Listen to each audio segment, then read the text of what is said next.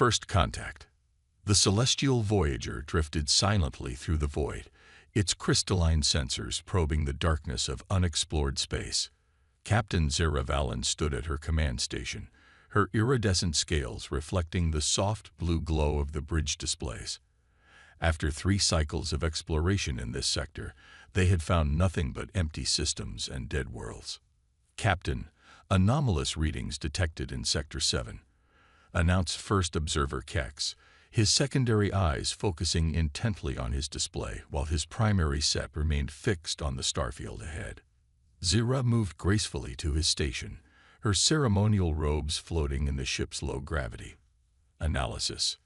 Energy signatures unlike anything in our database, Captain. Massive power outputs, but the pattern is ordered, artificial. Kex's voice trembled with excitement.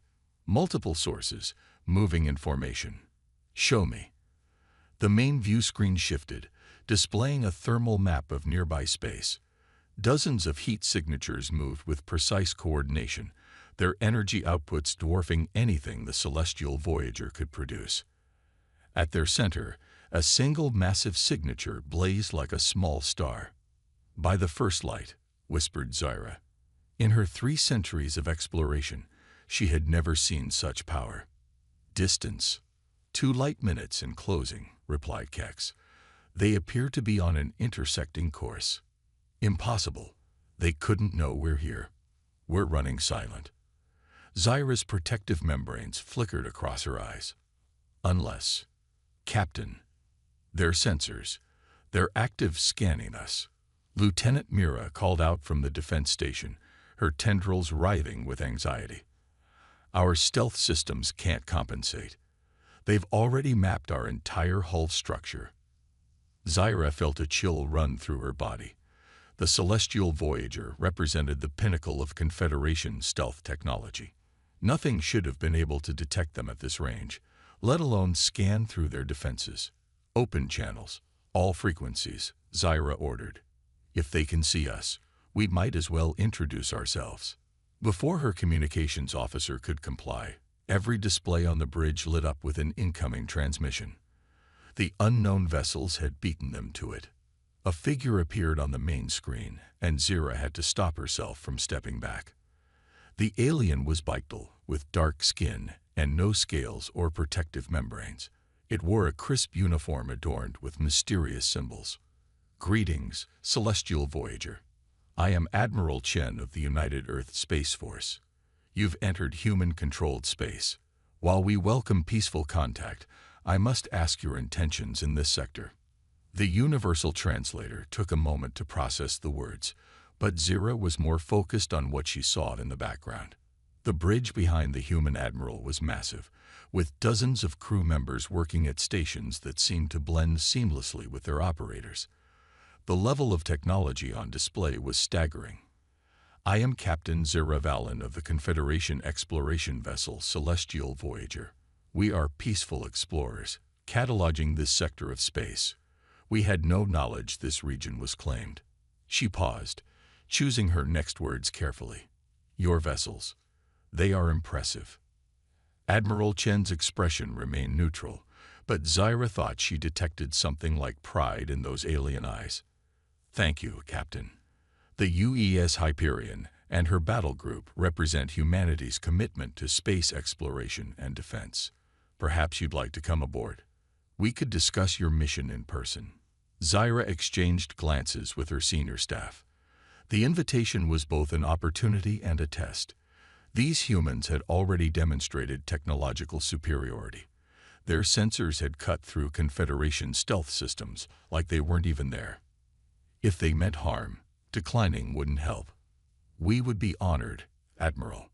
Though I must ask, how did you detect us? Our stealth systems are among the most advanced in known space."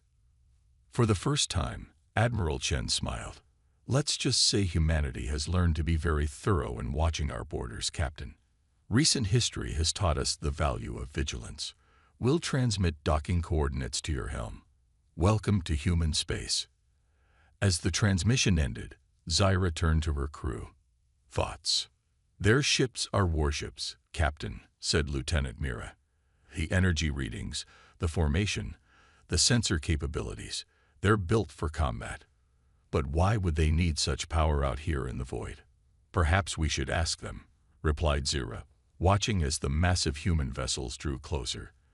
The central ship, the Hyperion, was unlike anything in Confederation records. Its hull was angular and aggressive, covered in weapon emplacements and launch bays. Yet it moved with impossible grace for its size, its engines barely registering on their sensors despite its obvious mass. Helm, take us in. Standard approach. And everyone. Zira looked at each of her crew members in turn. Remember that we're not just representing ourselves here. We're representing the entire Confederation. Let's show these humans that we can be worthy partners in space exploration.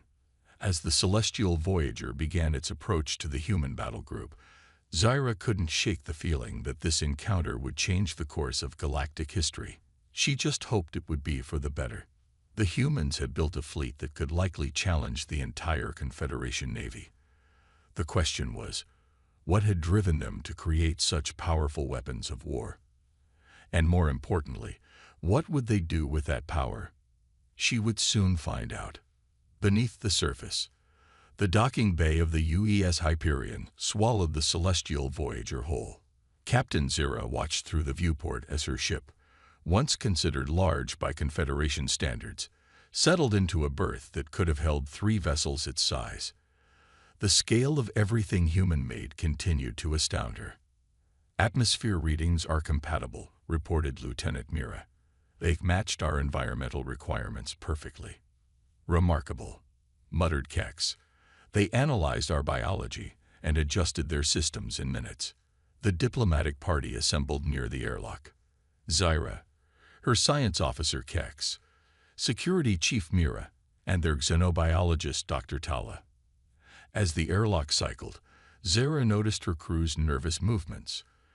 Extra blinks, twitching tendrils, scales shifting colors unconsciously. The door opened to reveal Admiral Chen and a small group of human officers. Up close, the humans were even more striking. Tall, confident beings with expressions Zira found difficult to read. They wore their powerful technology casually, small devices attached to their uniforms that hummed with energy. Captain Valen. Admiral Chen stepped forward, making a gesture that mimicked the Confederation greeting. Welcome aboard the Hyperion. Admiral. Zira returned the greeting. Your ship is extraordinary. Thank you. Please, follow me. There's much to discuss. As they walked through the massive corridors of the Hyperion, Zira and her crew tried to process everything they saw. Holographic displays floated in the air, showing ship systems and space around them. Crew members moved with purpose, some wearing powered exoskeletons that enhanced their capabilities. Robots rolled past on unknown errands. Your technology level is remarkable. Kex couldn't contain himself. The energy efficiency alone.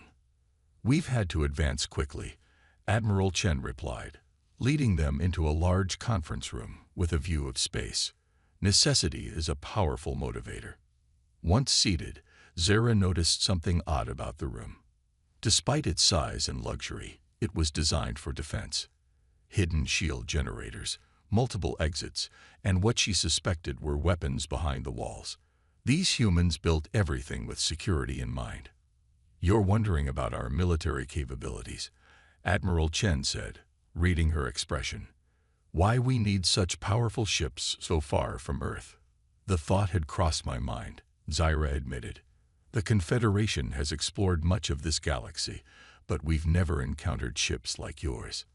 Admiral Chen's expression grew serious. Captain, humanity's journey to the stars was complicated. 20 years ago, we learned we weren't alone in the universe in the hardest possible way. A hologram appeared in the center of the table, showing a devastated city. Massive creatures rampaged through the streets while ships battled overhead. The swarm, Chen continued. They came without warning. No attempts at communication, no demands. Just hunger and destruction. We were nearly wiped out in the first wave. Zira's scales paled. How did you survive? We did what humans do best. We adapted, united, fought back. Chen's voice carried pride and pain in equal measure. Every ship you see here, every weapon and defense system, was born from that crucible. We turned our entire civilization toward survival and emerged stronger. The swarm is defeated, Dr. Tala asked. Contained, Chen corrected. But they're not the only threat out there. We've encountered others since then, some peaceful, some not. Each encounter taught us more about surviving in a universe that's not always friendly. Zyra thought about the Confederation's peaceful expansion through space. They had faced challenges, yes, but nothing like what these humans described. It explained so much about their ships, their technology, their constant readiness. And now, she asked, what are your intentions toward the Confederation? Admiral Chen smiled warmly. Peace. Alliance, if possible. Humanity has learned the hard way that we're stronger together. Your civilization's achievements in peaceful exploration could complement our defensive capabilities. There's much we could learn from each other. Before Zyra could respond, alarms blared throughout the ship. A junior officer burst into the room. Admiral, long-range sensors have detected unusual activity at the edge of the system. The energy signature, it matches swarm patterns. Chen was on his feet instantly, all trace of diplomatic pleasantry gone. Battle stations. Captain Valen, I apologize, but it seems you're about to see exactly why we built these ships. Zyra felt her heart's race as she followed Chen to the bridge. The peaceful exploration mission had just become something else entirely. They were about to witness humanity's warriors in action, and she suspected it would be unlike anything the Confederation had ever seen. The universe, it seemed, had a sense of timing.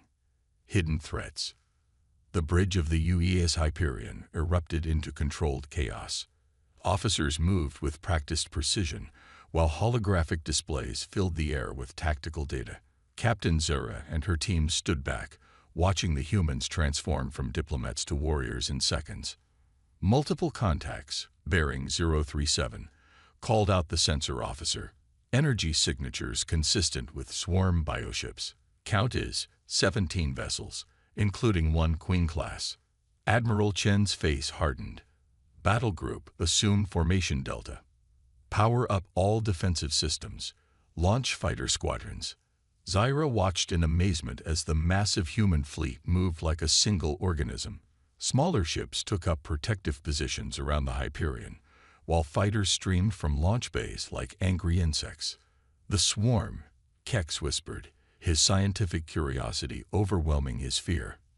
They're ships. They're organic. Living weapons, Chen explained, his eyes fixed on the tactical display. They consume everything in their path to create more of themselves. Each Queen class can birth an entire invasion fleet if given enough time and resources. The sensor display showed the approaching swarm ships, twisted, organic shapes that defied conventional design. They moved erratically, but with purpose, like hungry predators stalking prey. Admiral. Zyra stepped forward. The celestial voyager stands ready to assist. Chen turned to her, concern evident in his expression. Captain, I appreciate the offer, but your ship isn't built for this kind of combat. The best thing you can do is stay docked and let us handle this. As if to emphasize his point, the tactical display showed the swarm ships accelerating, their organic forms writhing as they prepared for battle. The human fleet's response was immediate and overwhelming. All ships, weapons free, Chen commanded. Execute Containment Protocol Sigma-7. The space around the Hyperion lit up as human weapons systems activated. Energy beams sliced through the void while railguns launched projectiles at relativistic speeds. Fighter squadrons moved in complex patterns, herding the swarm ships into predetermined killing zones. Zyra and her crew watched in awe as the battle unfolded. The humans fought with a precision and coordination that seemed impossible for their level of technology. Every shot, every maneuver was calculated to maximum effect. They're trying to break through Sector 4, called out the tactical officer. Not today, Chen growled. Hyperion, main guns target the Queen. Battle group, close the net. The massive ship shuddered as its primary weapons charged. Zara felt the energy build up in her scales. Whatever the humans were about to unleash, it was beyond anything the Confederation had ever developed. The Hyperion's main cannon fired, a beam of concentrated energy that turned space itself into a weapon. The Queen-class swarm ship tried to dodge, its organic form twisting impossibly, but the beam caught it square in the center mass. The massive creature's death scream echoed through space on all frequencies. Without their queen, the remaining swarm ships fell into disarray. The human fleet methodically destroyed them, leaving nothing but organic debris floating in space. All targets neutralized, reported the tactical officer. No casualties. Minor damage to the U.S. Defiance port shield. Chen finally relaxed slightly. Well, Captain Valen, now you've seen what we're up against. The swarm never stops hunting, never stops growing. That's why we built these ships, why we're always ready. Zyra looked at the tactical display, still showing the aftermath of battle. The humans had faced down a force that would have devastated a Confederation battle group, and they'd done it without losing a single ship.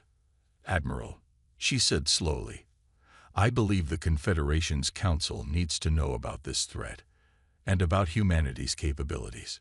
We've explored peaceful space for centuries, but perhaps we need to learn how to defend it as well. Chen nodded. The universe is larger and more dangerous than any of us imagined, Captain, but together we might have a better chance of surviving it. As cleanup operations began, Zyra couldn't help but think about how this encounter would change both their civilizations. The Confederation would have to adapt to a more dangerous reality, while humanity might finally find allies who could help them carry their burden. The real question was, would they have time to forge this alliance before the next threat emerged from the depths of space? Looking at the efficiency with which the humans had dealt with the swarm, Zyra felt hopeful. Perhaps this was the beginning of something revolutionary, a combination of Confederation wisdom and human strength that could reshape the galaxy. But first, they had to survive what was coming next. Trial by fire. 7 standard days after the swarm encounter, the UES Hyperion and Celestial Voyager moved through space in tandem. The Confederation Council had responded to Zura's report with unprecedented speed, recognizing the gravity of both the swarm threat and the potential of a human alliance. Multiple quantum distortions detected. Lieutenant Mira's voice crackled through the combined fleet's communication network. Pattern unknown. Not swarm signatures. Admiral Chen and Captain Zira, now operating from a joint command center on the Hyperion, watched as new contacts emerged from quantum space. The vessels were geometric, perfect black cubes that absorbed all light. By the stars, Kex breathed, analyzing the readings. Those ships, they're pulling energy directly from subspace. The power readings are off our scales. Confederation database has no record of this species, Zyra reported, her scales shifting to warning colors. Chen's expression darkened. Neither do we. First contact protocols. Before either commander could act, the cubic ships moved. Their perfect geometric forms rippled, and beams of dark energy lashed out, cutting through space itself. The human battle group scattered, their training turning potential chaos into coordinated evasion. They're not targeting our ships, the tactical officer announced. They're creating something. The dark energy beams intersected, forming a massive geometric pattern in space. Reality itself seemed to tear open, revealing a swirling vortex of impossible colors. It's a gateway, Kex shouted. They're trying to open a stable path between dimensions. Chen's response was immediate. All ships, battle formations. Whatever's coming through that gate, we stop it here. Captain Valen, get your ship to safe distance. No. Zyra's response surprised even her own crew. The Confederation runs no longer. We stand with humanity. The gateway pulsed, and something began to emerge. It defied description. a mass of tentacles and geometric shapes that hurt the mind to look at. Behind it came others, an armada of impossibility pouring into normal space. Multiple interdimensional entities detected, the science officer reported, her voice steady despite the horror unfolding before them. They're generating quantum field disruptions that could tear this sector apart. Not on our watch, Chen growled. Battle Group, execute Pattern Omega. Captain Valen, your ship's sensors might be our edge here. Can you identify any weaknesses? Zyra was already moving. The Celestial Voyager's advanced sensor suite, designed for deep space exploration, began mapping the interdimensional invaders in detail. Energy patterns suggest a crystalline structure at their core, Kex reported. If we could destabilize it. Uploading targeting data to the fleet, Mira added, her military training overriding her usual caution. What followed was a dance of death and light. Human warships moved with brutal efficiency, their weapons guided by Confederation sensor data. The Celestial Voyager's scientific instruments, never designed for combat, became the fleet's eyes, identifying critical targets with unprecedented precision.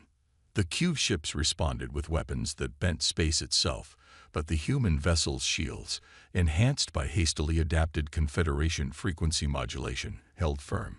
Fighter squadrons darted between dimensional tiers, their pilots pushing the boundaries of possible maneuvers. Main battery targeted on primary gateway node, Chen announced. Captain Valen, we'll need everything your sensors can give us for this shot. Zyra's crew worked frantically, pushing their exploration vessel's systems to their limits. Transmitting final targeting solutions now. Admiral, make it count. The Hyperion's main guns fired, their energy combined with data from the Celestial Voyager sensors. The beam struck the gateway's focal point with surgical precision. For a moment, nothing happened. Then reality screamed. The gateway collapsed in on itself, taking the cube ships with it. The interdimensional entities, cut off from their point of origin, began to dissolve back into their own realm. In moments, space returned to normal, though sensor echoes would persist for days. All hostile contacts neutralized, reported Tactical. Gateway closure confirmed. The bridge was silent for a long moment. Then Chen turned to Zura, a new respect in his eyes. Captain, I believe we just witnessed the beginning of something remarkable. Zyra looked at her own crew, who had just helped fight off an interdimensional invasion using scientific equipment. Indeed, Admiral. It seems the Confederation had warriors within it all along. We just needed humanity to show us how to use our strength. As recovery operations began, both commanders knew that this battle had done more than save a sector of space. It had proven that humanity's military might and the Confederation's scientific knowledge were a combination that could face any threat the universe threw at them. The galaxy was changing, and together they would be ready for whatever came next. New horizons. 3 months after the interdimensional incident, the UES Hyperion orbited Earth, its massive form casting a shadow on the planet below. Inside, the ship's largest conference room hosted a historic gathering. The first official summit between human and Confederation leadership. Captain Zira stood beside Admiral Chen as they watched delegates from both civilizations sign the Terran Confederation Defense Pact. Her scales shimmered with pride as she remembered the journey that had brought them here. If someone had told me 3 months ago that we'd be signing a military alliance with a species we hadn't met yet, I wouldn't have believed them, said High Counselor Vex of the Confederation, his ceremonial robes catching the light from Earth below. The universe has a way of bringing people together, UN Secretary General Rodriguez replied, setting down her pen, though usually not quite so dramatically. The alliance went far beyond simple military cooperation. Humans would share their defensive technology and combat experience, while the Confederation would provide their vast scientific knowledge and exploration data. Already, hybrid ships were being designed, combining human military innovation with Confederation sensor and propulsion technology. The first joint patrol fleet launches next week, Chen told Zira as they watched the diplomats mingle. the UES Harmony and 3 Confederation vessels, modified with human weapon systems. Never thought I'd see the day. Neither did we, Zyra replied. The Confederation spent centuries believing that peaceful exploration was enough. We never understood that sometimes peace must be protected. The main screen activated, showing a tactical display of known space. Red markers indicated confirmed swarm activity, while blue squares marked the locations of dimensional anomalies similar to the gateway they'd encountered. The threats are growing, Chen observed. The swarm is adapting, and whatever those cube ships were, they'll be back. But now we face them together. And we'll be ready, Zyra said firmly. Human strength and Confederation wisdom. The galaxy won't know what hit it. A junior officer approached them, tablet in hand. Admiral, Captain, long-range sensors have detected unusual activity in the Carina sector. Could be another dimensional breach forming. Chen and Zyra shared a look. 3 months ago, such news would have brought dread. Now, it brought determination. Signal the joint fleet, Chen ordered. Tell them to prep for immediate departure. I'll coordinate with Confederation science vessels in the sector, Zyra added. We'll need their sensor data. As they moved to the bridge, Chen smiled. You know, Captain, when we built these ships, we thought we'd be facing the darkness alone. It's good to know we have friends out there. And you'll always have them, Zyra replied. Humanity taught us that the galaxy needs both explorers and defenders. Together, we can be both. The Hyperion's engines powered up as alerts sounded throughout the ship. Around them, human and Confederation crews worked side by side, their differences forgotten in the face of a common purpose. All ships report ready, Tactical announced. Joint fleet standing by for coordinates. Chen looked at Zyra. Care to join us for another adventure, Captain? Zyra's scales shifted to the colors of anticipation and resolve. Always, Admiral. The Celestial Voyager stands ready.